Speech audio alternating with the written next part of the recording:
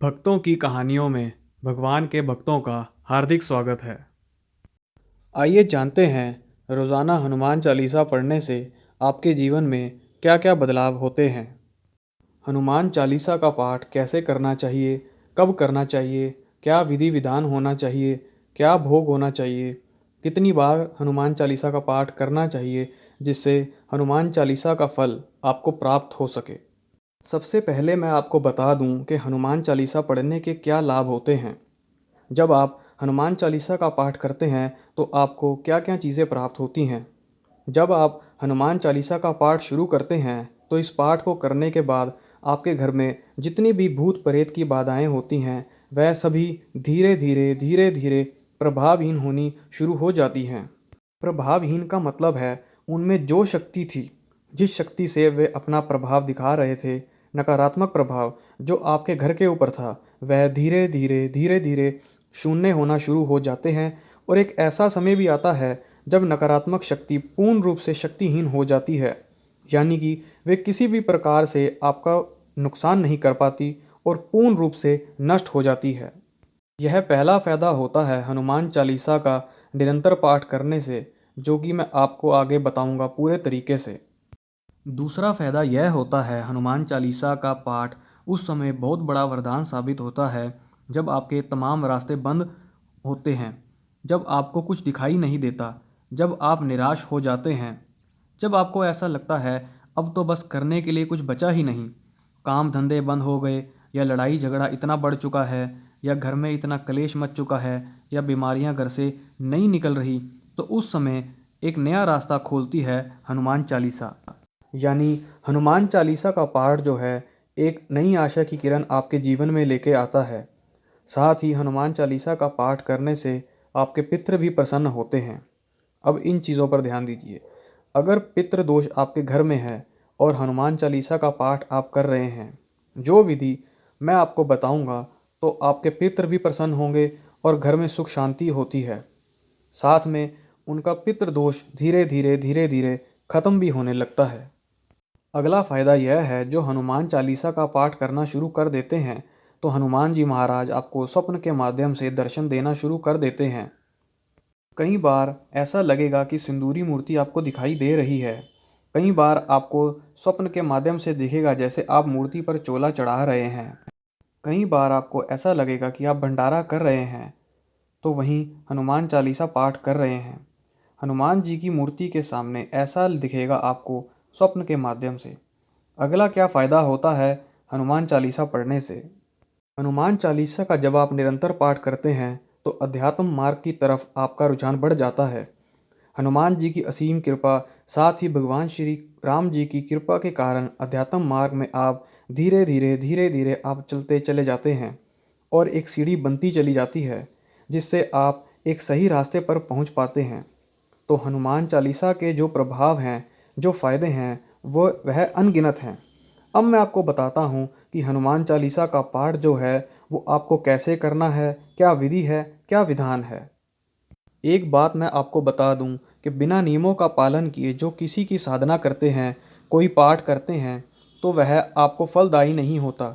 जैसे उदाहरण के रूप में जब आप किसी देवता की स्थापना करते हैं, जब आप किसी की चालीसा का पाठ करते हैं, जब किसी का सुंदरकांड या मंत्र का जाप करते हैं, तो उसका मतलब होता है आप उस देवता का आवाहन कर रहे हैं। आवाहन का मतलब आप उस देवता को न्योता दे रहे हैं, बुलावा दे रहे हैं। वह देवता है जो आपके घर में प्रवेश करने आता है, तो वो चीज़ें देखता है कि आपके नियम जो हैं वो होने चाहिए। जैसे कि हनुमान जी महाराज आपके घर में आएंगे तो नकारात्मक शक्तियों को हटा देंगे, पर आपके घर में तामसिक चीज़ों का उपयोग उस समय होना ही नहीं चाहिए। इस चीज़ का ध्यान रखना, तामसिक वस्तुओं का प्रयोग बिल्कुल भी नहीं होना चाहिए। उस घर में हनुमान जी बिल्कुल भी नहीं आते। आप कितनी भी हनुमान चालीसा का पाठ कर लें, कितना सुंदरकांड का पाठ कर लो, कितना भी बजरंग बाण का पाठ कर लो, कितना भी हनुमान साटिका का पाठ कर लो, कुछ भी आपको प्राप्त नहीं होगा जब तक आप नियमों से नहीं चलेंगे। तो पहला नियम होता है कि तामसिक चीज़ों का पूर्ण रूप से आपको परहेज़ करना होगा, क्योंकि आप हनुमान जी की सेवा कर रहे हैं तो उन्हीं के कदमों पर चलकर आपको उनकी सेवा प्राप्त होगी और श्री राम जी की कृपा भी आपको प्राप्त होगी। दूसरा नियम होता है, जब भी आप हनुमान जी का पाठ करेंगे तो मंगलवार को पूर्ण ब्रह्मचार्य का ध्यान करना है। और दिन आप करिए या ना करिए, पर मंगलवार के दिन आपको करना ही करना है। और अगर शनिवार हो सके तो और अच्छी बात है। पूर्ण ब्रह्मचार्य का पाठ करें, शारीरिक और मानसिक। अन्य दिनों में आपको मानसिक रूप से पूर्ण ब्रह्मचार्य का पालन करना है। किसी के प्रति आपको गंदे विचार नहीं लाने हैं। अब बात करते हैं कि हनुमान चालीसा का पाठ आपको कैसे करना है। हनुमान चालीसा का पाठ आप शुरू कर सकते हैं शत्रु पक्ष के मंगलवार को, या किसी भी मंगलवार को आप हनुमान चालीसा का पाठ शुरू कर सकते हैं। जब भी आप हनुमान चालीसा का पाठ करें तो 3, 5, 7, 11, 21 इस प्रकार की संख्याओं में आपको हनुमान चालीसा का पाठ करना है। दूसरी बात, कभी भी हनुमान चालीसा का पाठ करें, कोशिश करें कि एक समय पर करें, एक आसन पर बैठकर करें। यानी समय जो भी हो, जो आज सुबह 6 बजे है, अगली सुबह भी 6 बजे ही होना चाहिए। तो एक समय पर जब आप करोगे तो उसका प्रभाव तीव्र होगा, और एक ही आसन पर बैठकर आपको करना है। ऐसा नहीं कोई दूसरा आसन ले लिया, उस आसन पर आपने किसी अन्य व्यक्ति को भी बैठने नहीं देना। तो जब भी आप हनुमान चालीसा का पाठ शुरू करते हैं, उससे पहले 1 से सवा मीटर लाल कपड़ा, जो कि पहले इस्तेमाल में नहीं हुआ, चौकी पर बिछाएं।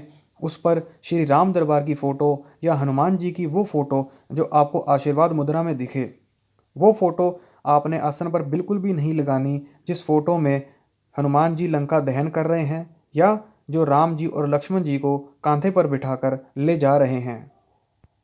तो इस तरीके की फ़ोटो लगानी है, हमेशा आशीर्वाद मुद्रा वाली फ़ोटो। उसके बाद आप यह कर सकते हैं कि मंदिर जाकर चोला चढ़ा सकते हैं, घी या चमेली का तेल और सिंदूर का चोला भी चढ़ा सकते हैं। कलावे की माला 11 बार गांठ लगाकर, या 21 बार या 51 बार गांठ लगाकर उसे माला का रूप दीजिए और भगवान हनुमान जी को आप पहनाइए। उससे हनुमान जी प्रसन्न होते हैं। और आप मंगलवार का व्रत भी धारण कर सकते हैं। साथ ही मंगलवार को बूंदी के रूप में प्रसाद जरूर बांटिए। दूसरी बात, जो आपने चौकी लगाई है उस पर सीधे हाथ से देसी घी का दीपक जलाना है। दीपक की बाती जो वह कलावे की होनी चाहिए, जिससे हम मोली भी कहते हैं। साथ ही गूगल की धूप भी लगानी है। इसका पाठ अगर आप शाम को करोगे तो बहुत अच्छी बात होगी। सूर्य ढलने के बाद उसका रिजल्ट जो है वह आपको जल्दी मिलता है। उससे पहले मैं आपको बता दूं, एक माला श्री राम जय जय राम, इसकी एक माला आपको करनी है।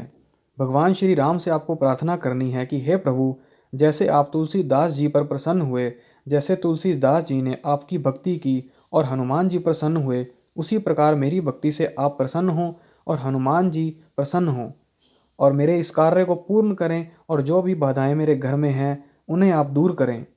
और फिर आपको इस प्रकार से एक माला करने के बाद 3, 5, 7 इस तरीके से आपको हनुमान चालीसा का पाठ करना है। एक लोटा जल अपने सामने रख लीजिए। जल रखने के बाद उस जल से घर में छींटे लगाने हैं, ताकि जो भी नकारात्मक शक्ति हो वो आपके घर से निकल जाए। घर में सकारात्मक शक्तियों का वास हो, तो इस प्रकार से हनुमान जी हमारे घर में विराजमान होंगे और आपके तमाम संकटों को दूर करेंगे। तो इस तरीके से कीजिए हनुमान चालीसा का पाठ।